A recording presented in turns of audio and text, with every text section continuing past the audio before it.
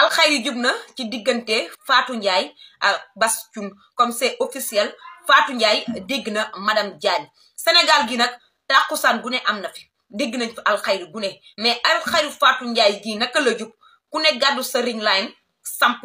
teg sa téléphone fa seen koo laay bal taf ko di ko waxee bal ndax lan dafa gis ku mu bëgg sëy ak moom Sénégal metti na de léegi nit amatul droit gis ki mu bëgg sëy ak moom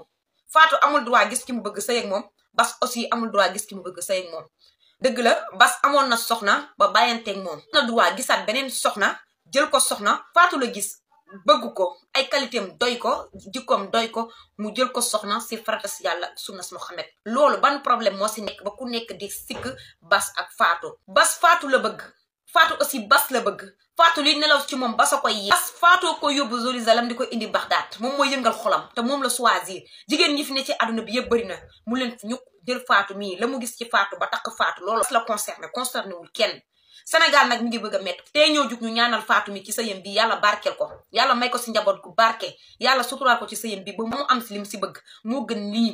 kaaw Fatou ak Bass du kaa xam nga lan mooy kaa kaaw Fallou ak Eumeu loolu mooy kaa nanu fexe nu xool nu Fallou ak Eumeu génnee si fi ñu nekk ba delluwaat ci seen kër ba nekkaat ci seen activité loolu mooy kaa